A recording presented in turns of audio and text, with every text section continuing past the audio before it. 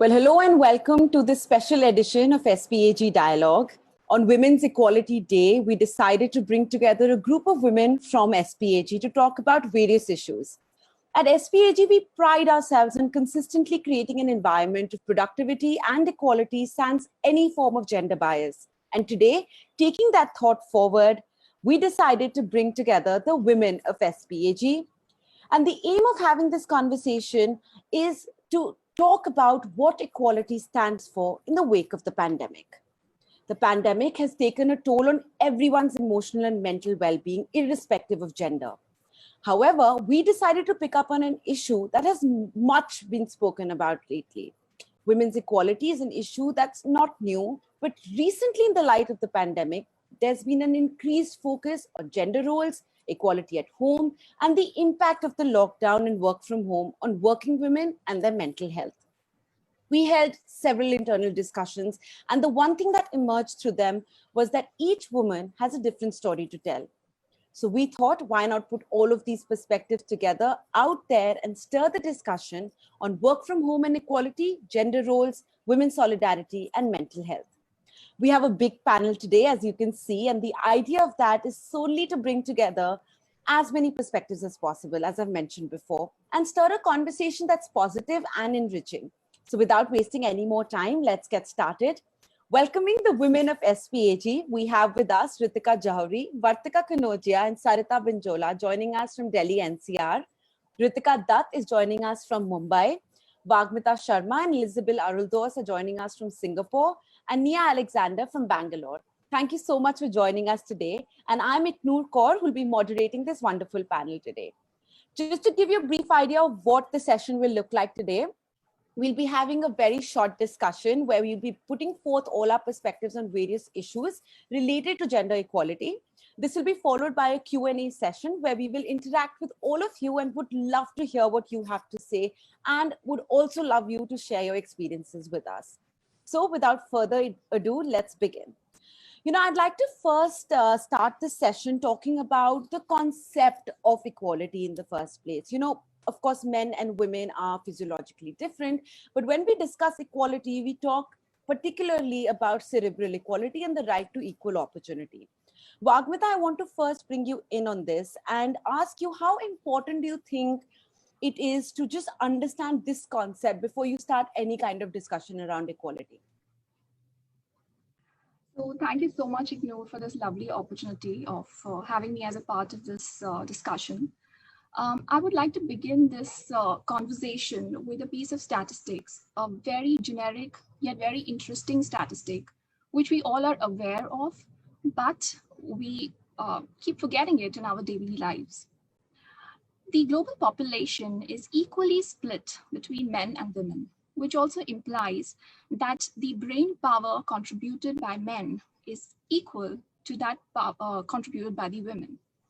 Now, let's park this statistic aside, and I want to go back some 25, 30 years down my memory lane when we were children. My parents are doctors, and yet my mother always was very keen to have one of her daughters get into become an Air Force pilot. And my dad, who had an equal passion for engineering, he would always have me sit beside him holding a soldering machine, and we both would build electronic circuits together. So probably what we were doing as a family and what my parents were trying to do in those times was bringing in the concept of cerebral equality, not limiting a girl child or children, their exposure to different kinds of experiences as well as interests, and not inhibiting us in any way in exploring new things. Now, coming back to these times, times have evolved. We have our own children now, and we are so conscious about, careful about not limiting the capabilities of our children because of certain stereotypes. But still, when women enter workforce, there is still a gap, and the concept of cerebral equality is probably not that well understood. The size of our brains is still ignored in front of the size of our pregnant bellies. How many children we have, what kind of responsibilities we have at home, what is our marital status, our relationship status, And there are few organizations in certain parts of developing countries who are still basing their decisions on giving opportunities to women or hiring, promoting them to higher stature in the organization on these factors. And this very strongly implies that we are not really optimally utilizing that 50% of brain power that belongs to women. Right. And I would strongly feel that, through this discussion, if we can think of initiatives that can help us do that. Definitely. And one of those initiatives is what you've actually spoken about, and that is upbringing. And I'd like to bring in Vartika on this.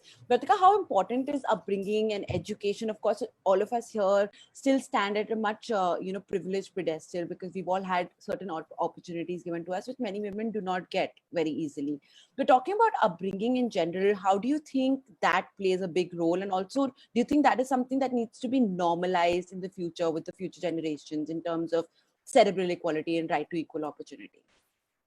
And as Vagmita rightly said, all of us are at an entitled position right now where we can talk about a certain population which has been given that, the freedom and support to be what we are right now, the freedom to make our choices.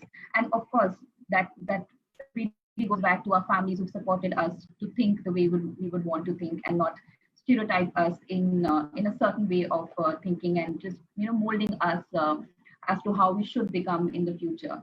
So that, of course, that led us to what we are. And I'll just give you a small example of how my upbringing has been, because I came from a small town of Nainital, with just like my sister and me, so no brothers. So there was no competition, and I could not see any.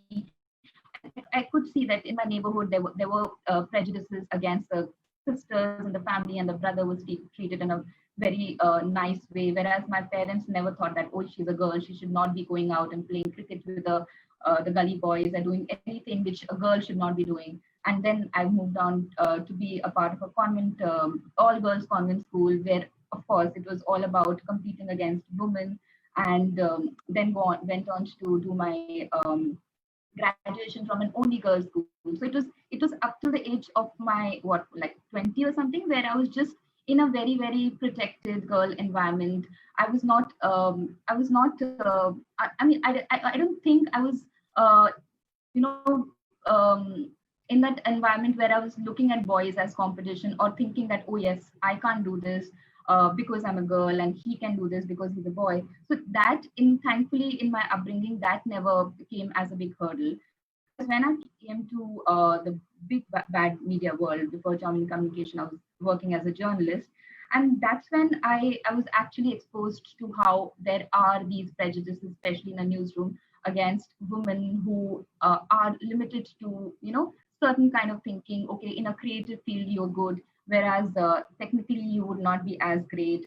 There are certain things like certain stories or maybe certain nuances regarding news communication, which a boy would be obviously capable of doing. So once in a newsroom meeting, I was told that, you really need to be a boy or a man to man a newsroom to hold a newsroom. I mean, and that was like the first big realization that really, do you think I can't do this because I'm a girl? And I mean, that was like, I don't think my gender would come in as a hurdle for me into doing something, and I've proved the person wrong. I've proved that person in the way others would be, and I'm sure did much better than any of the other boys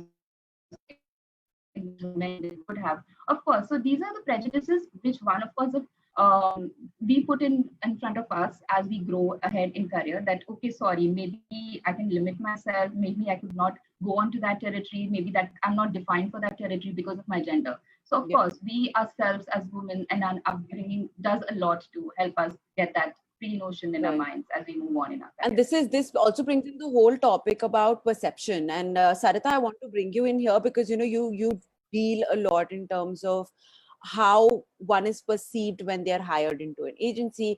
So Sarita works as the senior manager HR for SPAG. So Sarita, bringing in your perspective, because you do this on a day-to-day basis, how are we looking at hiring talent as talent and not as a man or a woman? You're on mute. Yeah. So absolutely ignored. I think, first of all, thank you for having me as a part of this, panel.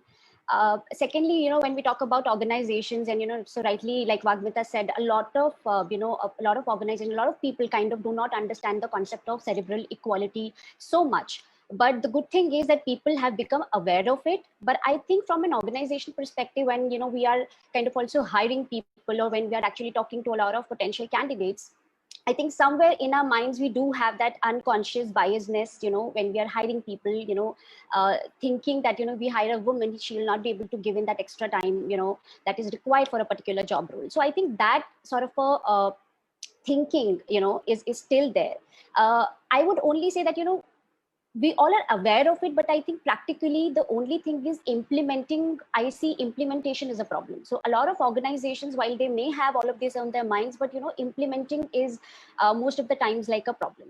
Secondly, I think it's very, very important for us to see everyone as a talent, and here I'm talking about even men and women, actually both. So we have to look people as we have to look at them as talents, and not like as somebody who's being a girl or a guy, and will be able to do that job a little better and stuff like that. When you look at a scientist, you do not really think you should not think if he's a guy or a girl, right? I mean, you look at an athlete, right? So this all has to kind of go away. So for us and in organizations, I think this is kind of a lot of people are aware of it, they are implementing it to an extent, but I think we have a long way to go. Right, definitely. And now this is actually the best context that we could have set for the point that I want to bring forth, which is what we have seen come up during the pandemic, and that is the definition of gender roles per se. Now, when we talk of gender roles, these are, what I mean is, predefined gender roles that have stayed in our society for years, and it all comes from years of gender-based conditioning, etc. And Ritika Jahuri, I want to bring you in on this. When we talk of gender roles, what have you, from your own experience, what do you think has emerged in this pandemic? Because we have seen a lot of women who are finding it very difficult to juggle, their homes with work, because now there's a very blurred line in the middle today. Sure, Ignore. So yeah, I mean, society, we are very bucket things, individual, work, societies, we've been doing that since ages. So it still exists. So things are improving, but we are somewhere in the middle. So I'll explain you how we are in the middle, and I'll use my own example for it. So, as a working woman, I had created, a support system for myself. I had maids, I had house helps, to help me with cooking, with cleaning. But suddenly, because of the pandemic and the lockdown, that external support system was completely gone. So it's only natural for me to, kind of ask my internal support system to actually step up. And they did. My husband is a banker, so unfortunately he didn't have even a single day of work from home. He was still going to a bank. I was working from home. So apart from managing my professional commitments, I had to ensure that my house is in order, and my husband extended that helping hand. And we ensured that all our household chores are completed, we are disciplined, and everything is in order. But what amazed me was that many women, my friends, my family members, they all said that you're so lucky that your husband is supportive. You're so lucky that everything is being managed, and your husband, he goes to a bank, still he's helping you out. You are a privileged one. I think when this stops, that I as a woman am lucky if my husband is sharing responsibility, is helping me. And the word help, it's equally his responsibility. So it's not a help that he's offering, it's only natural, it's ideal. So once it normalizes, that is when we will reach a stage of equality. Right now, I'm glad. The good thing is that things are blurring, and we have seen a lot of positive change during this work from home scenario. Many people have come forward and they are helping their spouses, they are doing the things together. It's really great. But we shouldn't be using a forum like this to talk about it. It should be normal. It should not be something that we have to specifically point out that, oh, this is happening. This is something that should be like understood. Yeah, like this should happen. That's such a relevant point that you've actually made, Ritika. And I'm sure that a lot of women out there who are listening to us today will relate to that, because I've had these discussions with my friends as well, and they're like, why would you say, like, why would anybody call us lucky if our spouses are helping us out? Exactly. That's just how it's supposed to be. That's so well said. But gender roles are also not limited to what you do at home. Perception plays a big role as well. There are certain things that are just understood that women cannot do, and I want to bring Elizabeth for a fresh perspective on this as well. Have you ever experienced where people, might have treated you differently just because you're a woman, or like thought that, oh, just presume that you can't do something because you're a woman?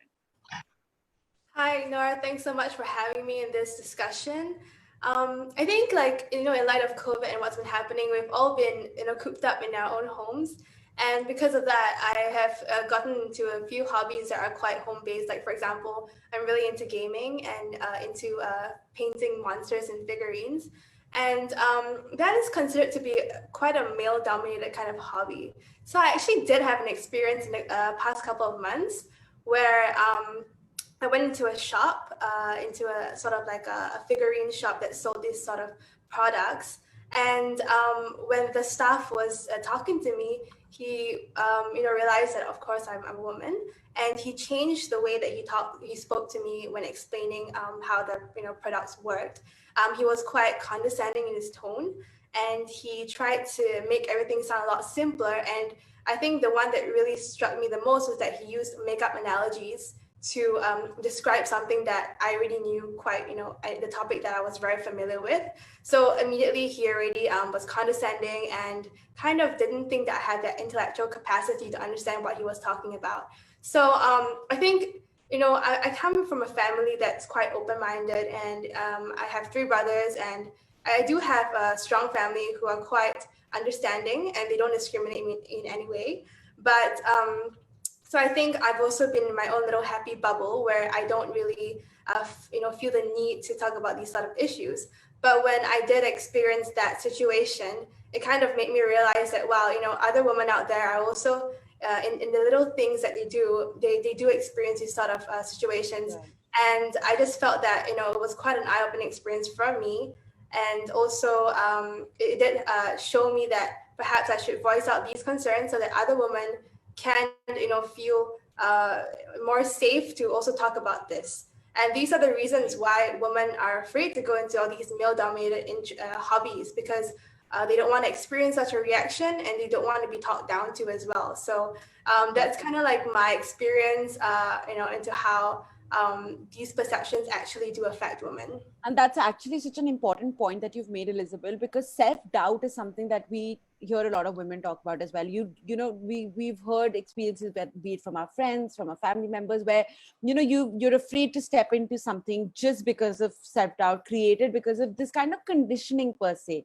Ritika Dutt, I want to bring you in on this and talk about how formative years and this conditioning that you see in society, your family, through your friends, the people you engage with most often, how this conditioning plays a very important role in developing these fears or developing this kind of a mindset per se. Hi, Iknur. Thanks for bringing this topic up of conditioning. I think this conditioning plays a very major role in our, Vartika mentioned about upbringing, like how she was made to believe that none of the tasks are gender biased. But on the other hand, there is a segment that exists that believe that, okay, if you are a woman, you are supposed to do these specific tasks. And if you are a man, so these are the specific tasks you are supposed to do. So I think for conditioning, I think the word that has come forth of late is gaslighting, where you make the other person believe that your notions are, the truth. So I think the similar case has been happening with both men and women, where they're made to believe that this is something that you have to do, and setting those expectations with them. So I'll start with this anecdote without, of course, naming a client or a colleague. So I don't really come on camera or video on meetings, so because I'm not comfortable. So I end up saying that my camera does not function, or I have bandwidth issues, and these are not taken as legitimate reasons. So I was asked, is it because are you chopping vegetables and you don't want people to see? And everyone had a good laugh at it. So because it's not just women, even men are conditioned about the gender roles. Just because I'm a woman and I have my camera off, I must be doing something in the kitchen, I must be chopping vegetable, or I must be taking care of my baby. So I think we need to understand that we need to take a step back and understand the word responsibility is not gender biased. Because you're a man, you need to take care of the finances. Because you're a woman, you need to take care of the kids. So we need to stop telling people around us to remind us about our gender expectations. When I say us, I mean both perspectives, not just women or men. Right, Vagmita, in fact, I want to bring you up on this because when we are talking about this topic, it's actually, one can keep talking about it endlessly, but I want to bring in your perspective primarily on the fact that through this conditioning, what kind of an impact does it have on women when they're growing up and when they actually have their own families? Doesn't it bring in a sense of guilt, inherent guilt that you start feeling primarily because you've been conditioned to feel that? It's a very valid point, Ignore, and thank you for bringing me at this stage of the discussion. So I basically, just to make that point, I just want to highlight one thing about conditioning. Conditioning actually begins very early in your life. A lot of us who have kids must have been through multiple researches which kind of emphasize upon the fact that don't say words like no or can't or don't to your children. Technically, that conditioning at some level begins when you're just 2 years old. What you're watching around you, the people who influence you in a daily life, you're actually picking up cues and you're conditioning your brain. And what Ritika just spoke about, I mean, it's a very, very common process in every household. And it used to be more prevalent in earlier times that the woman of the house would be in a kitchen cooking food, making the meal for the family. And while she is putting on her hard work into cooking that meal, like my mom used to do, she was as busy, as exhausted like we are in today's life. She was a doctor. And yet she would be back home cooking a meal for us. And she would be the last person to consume it.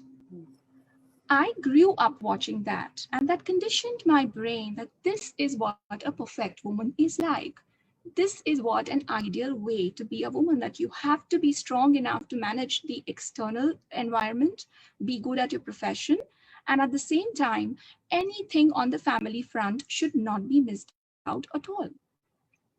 This is one example from our household, but just think about it. I mean, there's so many things which are happening, which are making us feel that comments like, it's okay, if you want to work, you can work, but it's not your role to earn and get money back home. You're not the breadwinner. Why? Why are we conditioned like that? Why our careers are not something which is considered as a priority right from a very young age? So Yeah, but I conditioning think the is change is definitely coming in at this point of time. We do have more conversation around it today. absolutely We do see very, very strong, powerful women who are the breadwinners of their families, and that is absolutely amazing. But we do need to agreed. put a stop to this conditioning process, which begins from a very, very young age. Then this True. actually is the best turning point for a discussion that I want to spend some time on, and that is the mental health of women, especially right now. This is a subject that is very often ignored and not spoken about too much.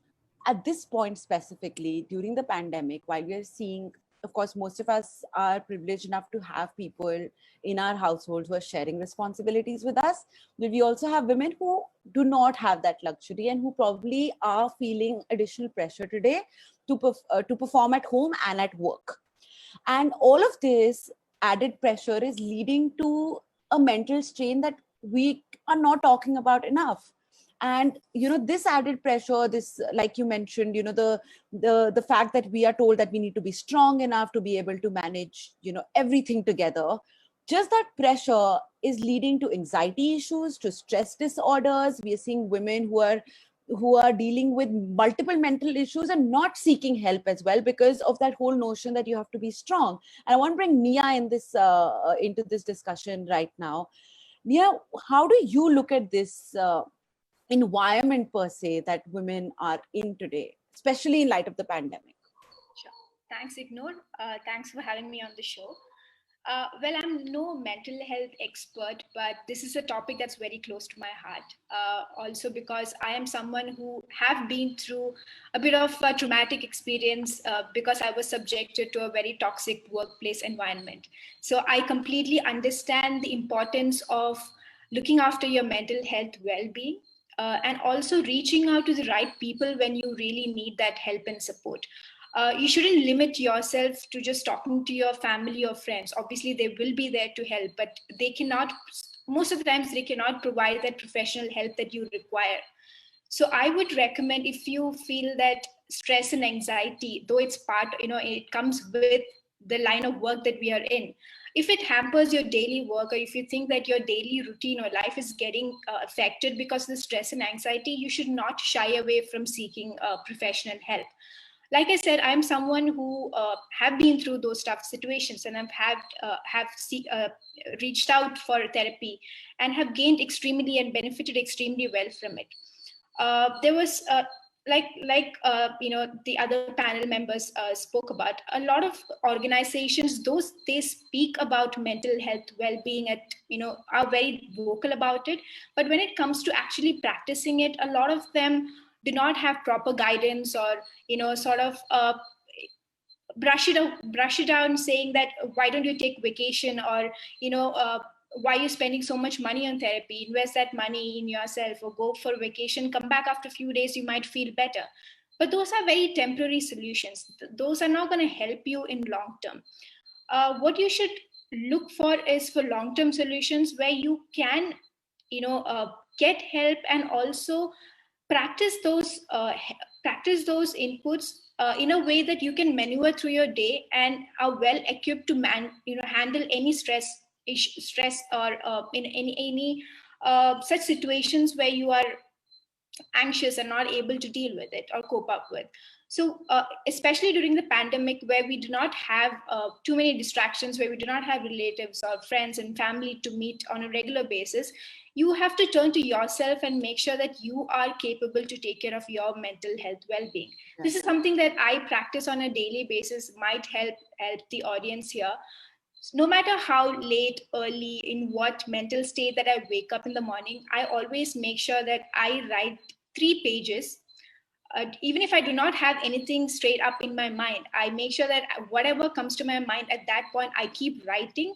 And until I finish that 3 pages, I do not stop. And when I stop that 3 pages, and when I look back and read, I see that a lot of affirmations that I keep telling myself, no matter how the day is going to be, you're going to be strong, you're going to maneuver through the day. And that sort of helped me set the course for that particular day. So this is a practice that probably would help a lot of people who are out there. No matter how happy, sad you are, just invest time in yourself. And it's very important to have also work-life balance, especially during this time, because you're always in the front of the laptop, or you're doing household chore. Yeah. So make sure you spend at least 1 hour or half an hour for yourself. No screen time, no mobile, no laptop, nothing.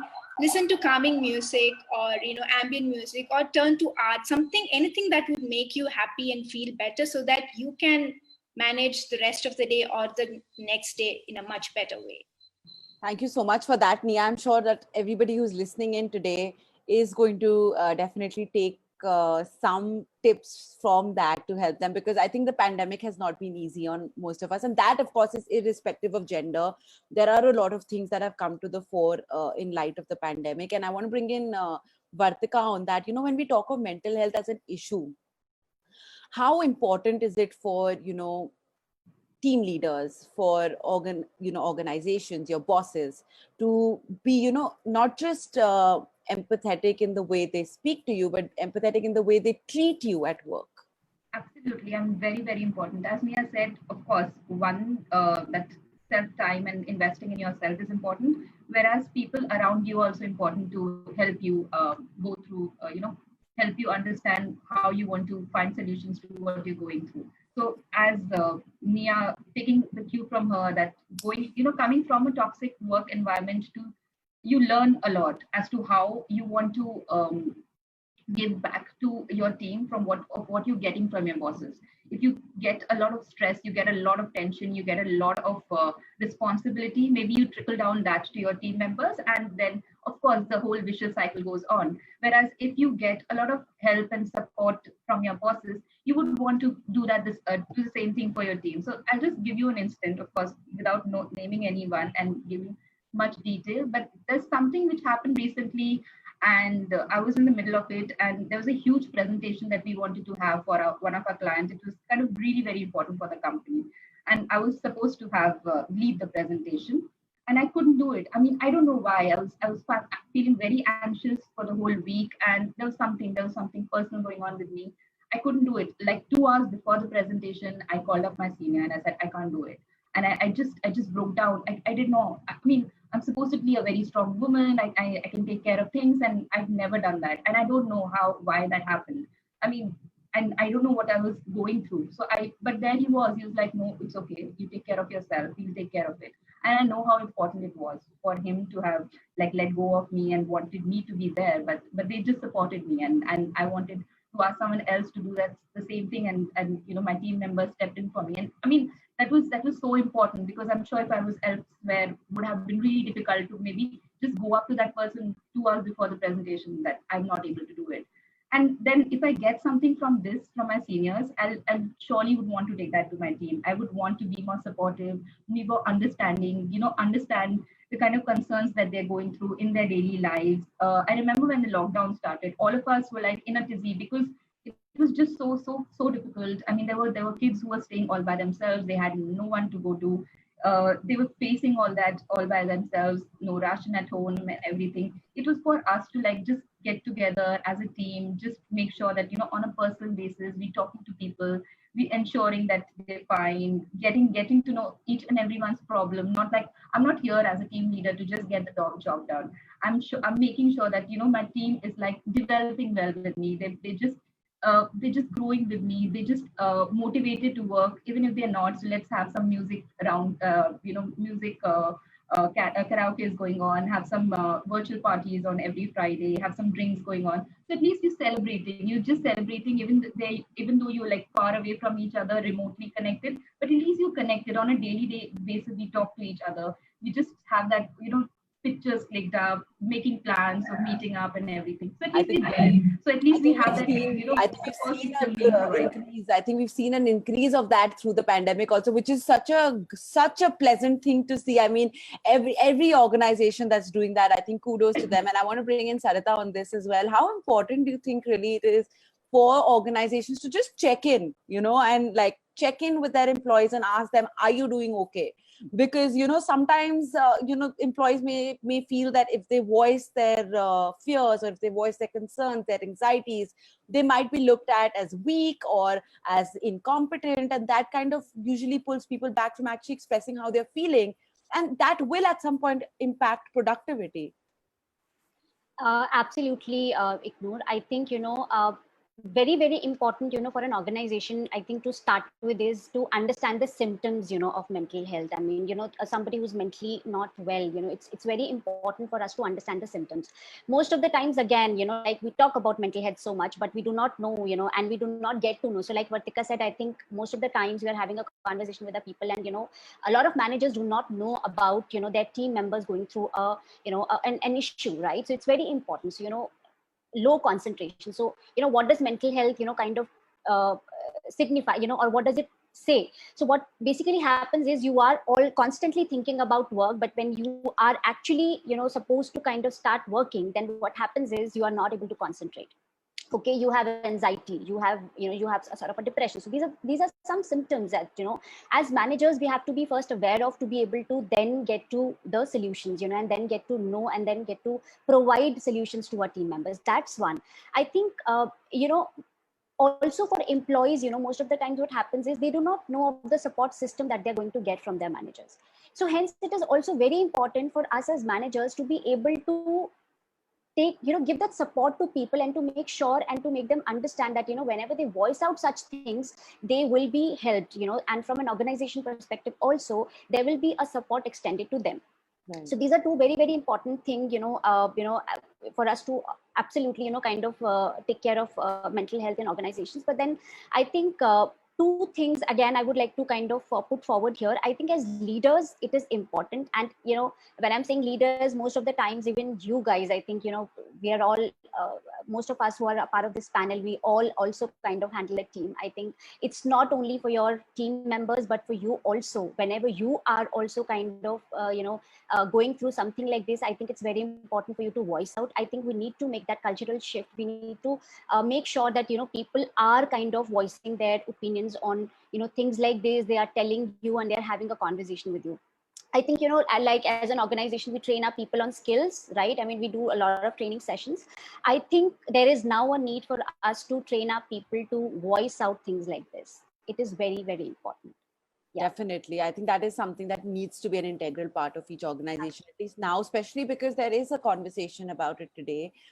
More and more people are coming out and talking to people. I think we need to create a safe environment where people feel comfortable coming forth and sharing what they're feeling. I think it's been an absolutely fascinating discussion. We still have about another 5 to 8 minutes where I just want to get in closing statements from you all in terms of what we do, what we can do moving forward. How can one work towards change? And of course, when we talk of change, let's talk first about change, bringing a change in our immediate environments. I think that is the key to equality in general. And I want to start with Ritika Jowhari.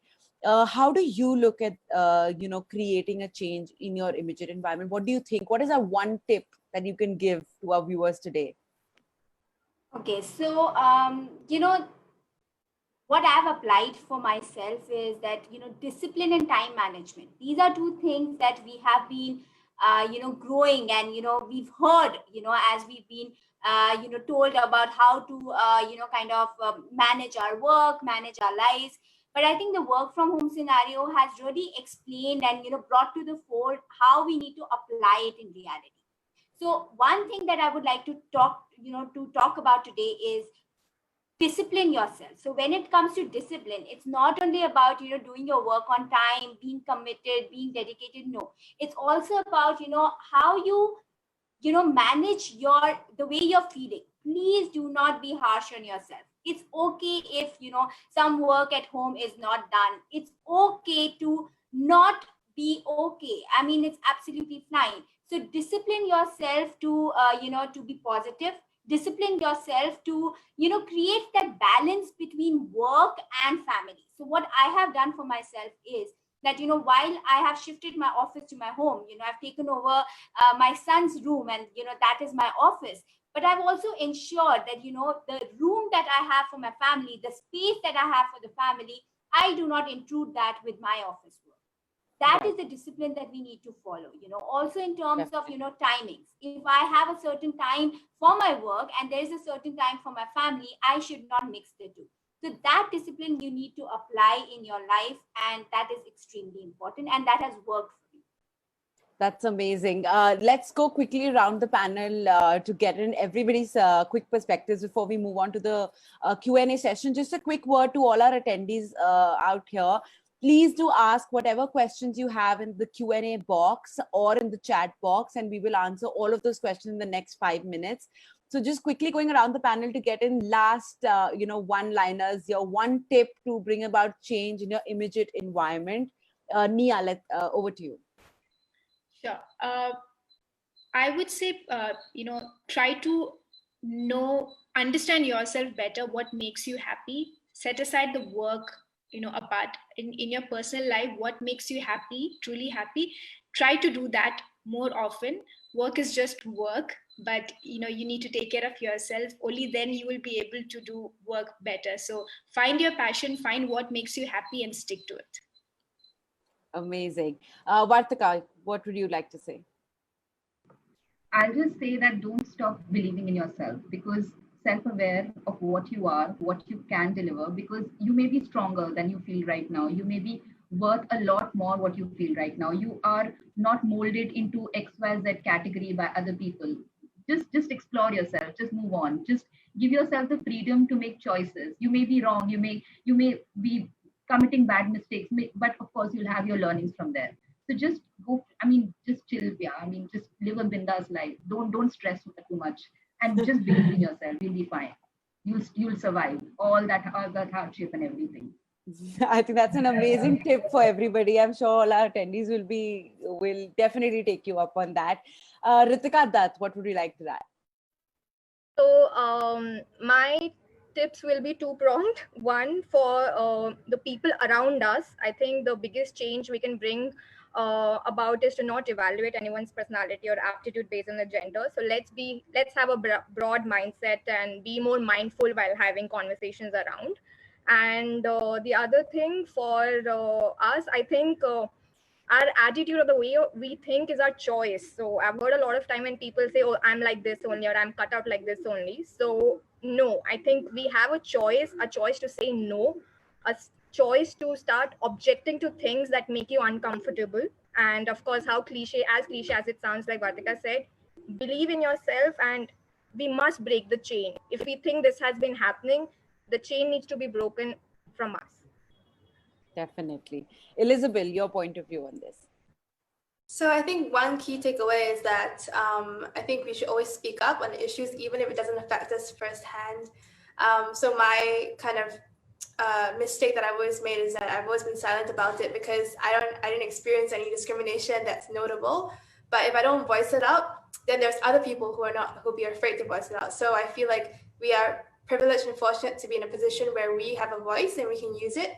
So we should use it to help the community. Absolutely. Vagmita and Sarita, quickly, your last takeaway for our viewers here, and then we have some questions coming in and we'll go right to them. Sure. Vagmita. Okay, I'll go first. So my 2 cents in this whole piece, equality, I very strongly believe it's a state of mind. A lot of times we ourselves are kind of considered ourselves not competent enough or not suitable for a specific kind of opportunity. So if you don't begin with yourself and you don't get this thing right here, you will not be in a position to seek help from your surrounding environment. So one is, of course, getting it right here, getting that clarity. And the second would be to communicate it to the people around you, make it clear what is your thinking. And then the support in most of the cases will flow in. Absolutely. Sarita. Okay. My tip is only going to be that do not underestimate yourself. There is no limit, as to what you can accomplish as a woman. So do not underestimate yourself. Just forget about all the stigmas, all the things that you hear from people. I think you need to just believe in yourself and move ahead. And that's what my suggestion is going to be for everyone.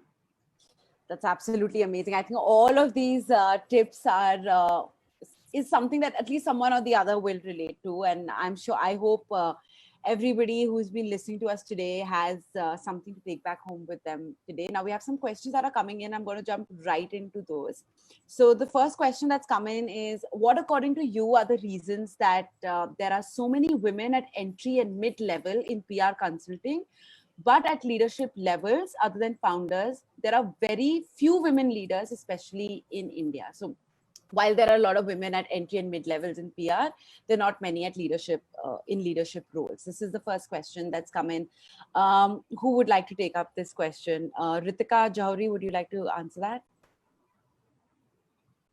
Sure. So, one thing I think, we all of us in PR industry, it is one of the industries where we see more and more women, practicing and doing their work brilliantly. So while, we have a lot of women at the mid-level, at the senior levels also, but at the leadership levels, it is largely men, but, it is going to change. And I think, however, I think one of the, Prema Sagar and, many people who've, really set examples in PR world have been amazingly successful women. So I think we have a lot of hope there, and PR industry is one of the industries that has set an example for various other industries. So, I think things are changing, and I think if we look at the industry that is going to make a change is, the PR industry itself. So. Just adding to what Ritika said. So, I think it's all about the perception that women have. And as we were discussing earlier also, it's the confidence level that goes down over the years. Against men, women has that less confidence, ambition goes down when you come to family oh yes, you have that work-life balance that you want to support. So there are several factors and hurdles which are in your way when you want to reach that top position. And of course, there's this stigma that's attached to, women leaders per se, women ruling, or a woman regime. I mean, we've seen that in elections as well. I mean, people are very apprehensive of being ruled or being tutored by, being, led by a woman. So those are perceptions, of course, by the society, but one by women, which we can easily overcome. That there's nothing that a man can do which a woman can't, which of course is being dealt with, and it's being catered to by most of the women out there. So of course, it's like a self-perception which we need to batter at every point. It's about breaking the myth of women are always women's biggest enemies, that whole myth that is created, and it's kind of propagated again and again, I think, in the professional circles. And I think that is the myth that one really needs to come out and break and be like, women are standing by women, and like that's something that needs to be put out there as well, because I think that will go a long way. Right, and I think it's working really well in the PR industry. That is one thing that we should understand, recognize, and appreciate. Definitely. We have one more question that's coming in, that's saying that in light of conventional gender roles being followed by both men and women, what should we do to initiate a perception change? How do we make men and women understand the concept of sharing equal responsibility? So any volunteers for taking up this question?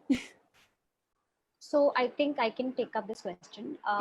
See, I feel conditioning again, like, is a very important, thing when we actually talk about, the responsibility, being divided into genders equally, like, men and women. So I think it's very, very important that, from the very beginning, that we are conditioned, about all of this. And also, I think right now, when you're having conversations with people, I think, having those sort of conversations in place and, kind of telling people about things like this, that, there are responsibilities, and taking up all that ownership, I think, is definitely going to kind of help people to kind of understand that, you can equally, kind of, women can also do a lot of stuff, and, only men, are not supposed to kind of do a certain sort of a job, but then, women can absolutely take up those things. So I think having a lot of conversations, conditioning to start from very start are the two things, which come to mind instantly to kind of take away this. Yes, definitely. In fact, I just want to let our attendees at this point just know that if there is anybody who would like to come in and join the conversation, please do, raise your hands or ask to talk, and we will allow you to talk and join the discussion and share your experiences if that's what you want to do. This is definitely an open forum, so we would love to hear from other people as well in terms of what your experiences are, and if there's anything that you'd like to share. Jumping right back to our Q&A, we have some very, very interesting questions that are coming in. Of course, a lot of people asking about what are the tips to strike the perfect work-life balance, and what are the simple things, that you can do to actually ensure that. We have a couple of questions talking about that. So let's club those and let's see what different perspectives we can get on that. Any tips for how that work-life balance can, be struck? Nia, is there something that you'd like to say? Sure. So I come from a time where I did not have work-life balance. I was constantly working during weekday as well as weekend. So now I make sure that I have myself, personal time. What I do is, like, I make task lists for my professional work. I also make daily task lists for what I want to do during my time off or after work. And I stick to that, even if it's 1 hour of drawing, painting, or, just playing with my cats, or, trying a new recipe or reading a book. I set goals for myself on a daily basis as well as weekly basis. And I make sure that I, at least, even if I don't complete the whole task, the same way I give importance to my professional task list, I give it to my personal task list as well. So that is one important thing that you could look at. And also, somebody, I think Vakmita was the one who said, learn to say no. Yeah. So, when you will have client requests, you will have team requests coming in the last minute that will go beyond your office hours. If it's not really important, learn to say no. It's okay. It's not something that you cannot do the next day. Yeah. That's fine. So have personal time for yourself, which is very important. So I think another important point, just as a follow-up to that, and also it's been asked as one of the questions, is that, how do you tell people, make people around you understand, that, work from home and not to work from home, or to handle family, or to work at this time, or to handle family. There is this complete mix up that has happened today, and how do you kind of prevent that? Yeah, so Ignore, maybe I can, add to that. So I think I covered this, when I was talking about, change. So one thing is that, because there is a mix up, please do not feel ashamed of, talking about it, of, acknowledging the fact that, there is a mix up, because you are, doing those multiple roles, and you shouldn't be ashamed. You shouldn't, kind of shy away from, bringing that up front, because once you acknowledge it, you will be able to find a solution. And if you have to reach out for help, again, I won't use the word help. If you need, people to chip in and, help, ensure that you are able to do all your roles effectively, so be it. Please do not be harsh on yourself. It's absolutely fine. And, this is how everybody is functioning, and we need to stand up for each other and ensure that this mix up doesn't affect poorly on our work or our homes. And the other thing, like I talked about, is, to really ensure that you have, your when your office is at your home, it's not completely overpowering. You have to ensure that you divide it. You have a workplace area, you have you have a place for your family. Similarly, in your time management, if you have given that time for having dinner together with your family, for having a cup of tea, in the evening with your son, I do that. I make milk for him, and I make tea for myself, and we have it together, and we talk, how did his school and online classes go, how were my meetings, and we have that very, very productive exchange. I think that is important. Please value that and ensure you do it on a daily basis. That's really important. All right, we have this very interesting question that's coming in, which says that we often talk about being the kind of women who uplift other women, both in public and private space. That how would you actually go about it? And also, why are there so many stereotypes about female friendships in the professional space? Also, there's a follow-up question to that says that why do people mistake a woman's assertion for her aggression? So I think first we'll address the aspect of, how do you go about with the whole women uplifting women thing, and breaking the whole stereotype around female friendships in the professional circle. So Ignore, I think for the first part of the question, I would like to just pitch in, and it comes from some level of personal experience as well. I think being a manager and having other women in your team, you are the person who is most exposed to their strengths and weaknesses. And understanding that you are at a higher power and you have that leverage to be able to counsel them and tell them where they can grow. I think to begin with, this is the least that can be done, that when you're working with other women and you know them better on a professional and a personal space, feel free to give advice. And on the other hand, please be open to take advice and feedback from other women, because that's only going to help you grow. And let's jump into the second part of that question as well. Why do people mistake a woman's assertion for her aggression? I think this is something that I think all of us must have experienced at some point of time in our life, where, just because we are being assertive, it's, assumed to be aggressive, and, we are asked to chill sometimes. If there's anyone who would like to jump in on that and share your views. I'll start with that. Maybe others can chip in. So I think it's a man's notion that they know better, and that's why if a woman talks, it will always be a problem that, why is she teaching us what we already know? So obviously a man doesn't want to be listening to a woman. So of course there would be men watching this, and I'm sorry, but it is at times in the professional environment seen like that. She can't be more informed than I am, because I come with a certain background, I come with a certain experience, and you have that mansplaining notion that you would want to go ahead with. So that's why whatever women say in a professional environment, it's always like she should behave like a woman.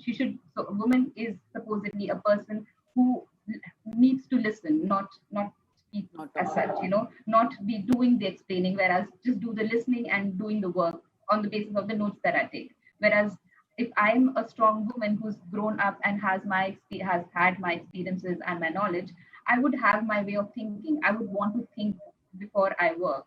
So, I mean, yes, there's a problem. And I think there's a stereotype which all of us have faced somewhere or the other, which maybe in our own ways we have like handled personally. Yeah, but I think what is important is also how we overcome this.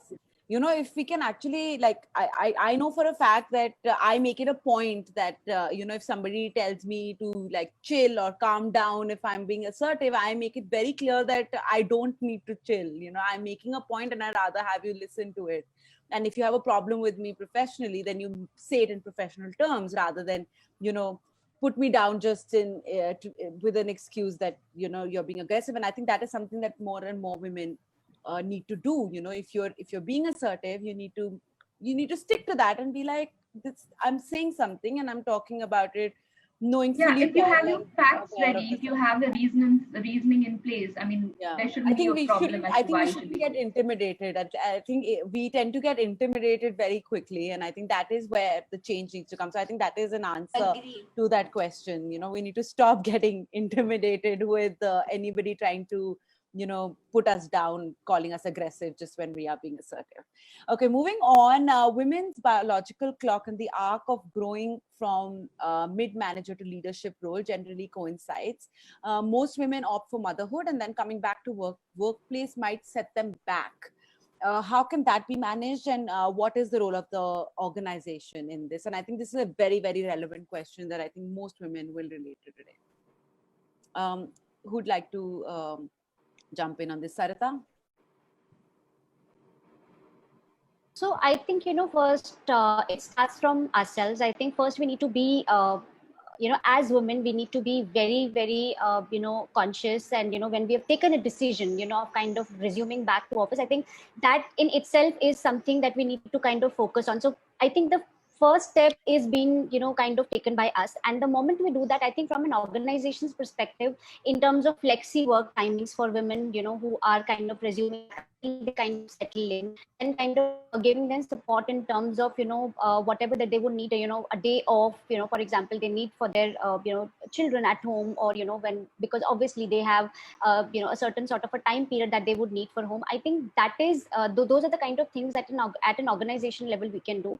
And absolutely, I think, you know, for again, you know, my thinking is going to be when you've decided that you're going to come back and you're going to have a, you know, you're going to resume back to office. I think it's important whenever you need it, you need to have that sort of a trust in the organization that the organization will help you. So it is very important for you to voice it. Most of the times, you know, we do not kind of tend to speak because we kind of think that, you know, we do this, we are going to be considered as weak, we will not be at par with other men, you know, with us. So I think all those notions need to be kind of brushed off, and we just need to kind of voice out things, be the way you are, and ask for things. And I'm sure, you know, organizations, any which ways today are kind of, you know, giving that sort of an opportunity to all the women, you know, out there to kind of take care of things like this.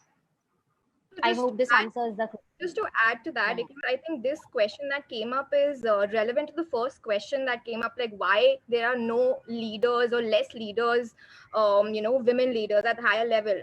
Because marriage happens, because family happens, because women are, you know, shoved into the notion of taking care of your home, taking care of your kids. And that is the very first expectation that's get defined.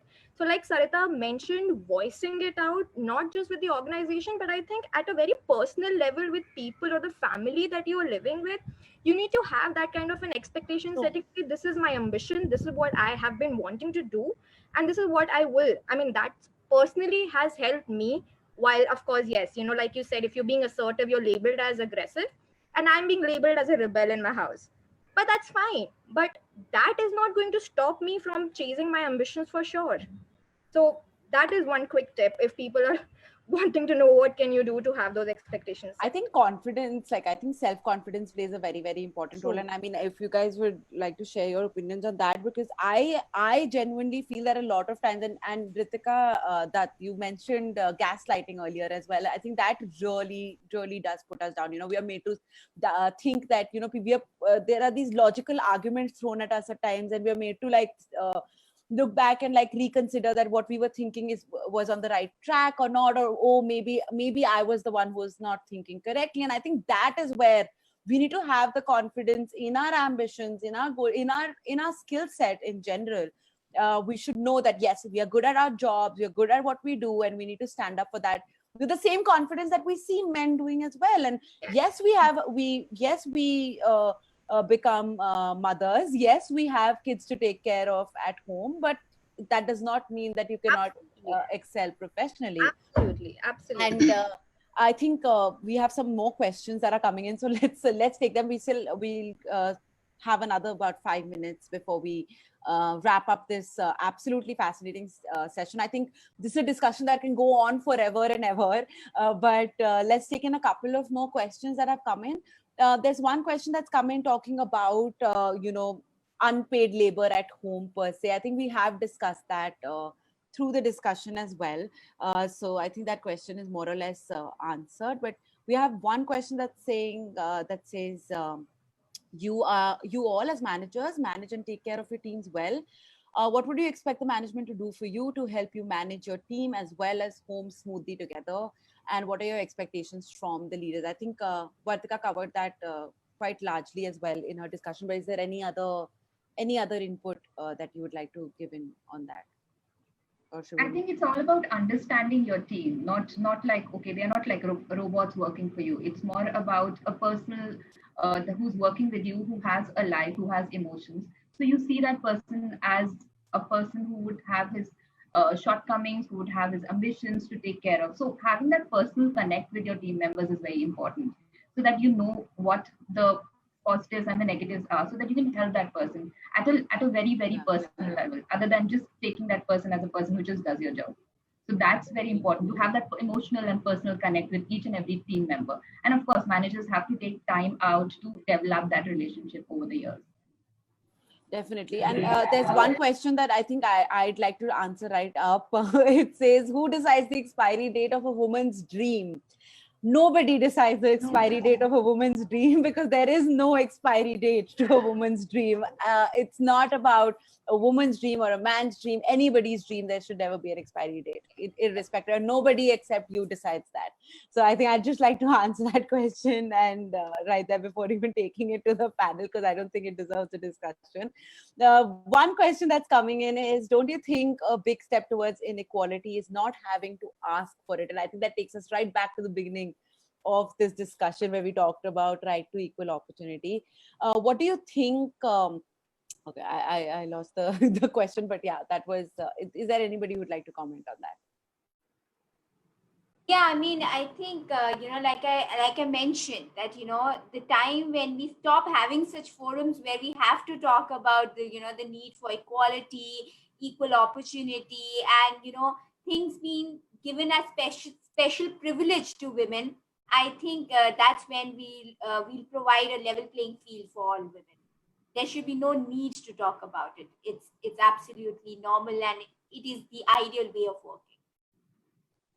Definitely. We have one question that's coming in which says, we've heard lots of points on what men should not do. Would love to hear what men should do and what women should not do to make all the changes to work out. I think this is also very important, when we're talking of equality. Is there anyone who would like to take that up? I actually want to share on the, this is also related to that biological clock for women. And I thought it's interesting also that, when a man and a woman has a kid, it's both of them. It's not just a woman, although when a woman physically has a kid. So it can also be fatherhood. Male people can also make the choice of staying at home and taking care of the kids. So I think to break this sort of stereotype, I think men should also not be afraid to do things that, women are like considered feminine, maybe, and women should also not be afraid to take on roles and responsibilities that are considered male dominated. So I think, we want that flow and on both sides, not just on a woman, but also for men to also take that change.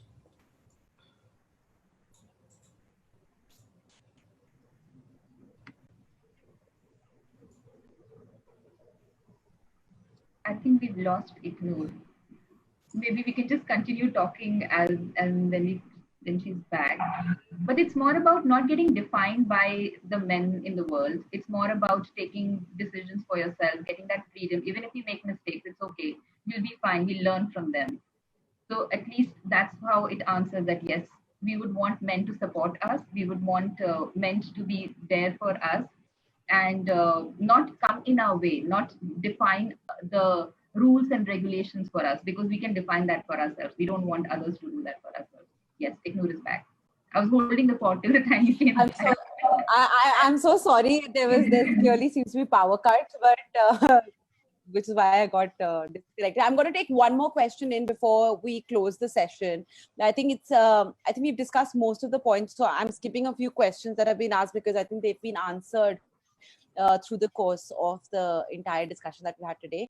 So as everybody is talking about period leaves and how it is how it is very important for women, what is your take on it? And do you think every organization should do it? I think we recently saw one organization that had made period leaves, like 10 period leaves through the year or something for women, as a part of their leave package. How do all of you actually look at that? Because I think this has been in discussion for a very long time. Who'd like to step in? I can probably share my thoughts on it. So there are actually two schools of thoughts. A lot of people are happy about this change, and there are a few people who are against this kind of a move. I'm one of those who feels that these kind of changes could be necessary in the system, considering the kind of biases we have for women. And this is only kind of reinforcing the fact that the organizations are willing to give away that support to the women. Like a lot of changes were introduced in the past. The maternity leaves in India, for instance, were increased from 3 months to 6 months. It was a change which was incorporated considering that this is the extra privilege and support which is required by women. And maybe men can do without a 6-month break, but women need to be there with the child. I think on those lines, I feel that this kind of a move is something which is appreciated. People may have two thoughts about it, but this is only showing that things are moving in the direction towards making it a more conducive place for women to work and progress. Well, I think that is also the perfect closing statement for our webinar today. I think it's been an absolutely fascinating discussion. Thank you so much to all of you for joining in today, and also to all our attendees who've actually stayed through the whole session, which is absolutely delightful. I hope we managed to answer all of your questions. There are a couple of questions that I didn't specifically take, but I think we managed to answer them through the course of this discussion. And I think one of the key takeaways that we can really take from this discussion today is that we need to be confident. We need to come out, step forward and talk about how we are feeling and what we are doing. And I think just be as transparent as possible, be strong, stand up for what you believe in. And I think as you move forward, things are getting better, and they will get better as long as you empower yourself. And this is something I think we mentioned before also, that I don't think anything is more important or more capable of bringing about real change than an empowered woman herself. And thank you so much to this absolutely wonderful panel and to all of our attendees. And we will be sharing this on our Facebook page, our YouTube page, and on our social media handles as well. So anybody who's missed the discussion can watch it there. Thank you so much, and lovely to have you with us today.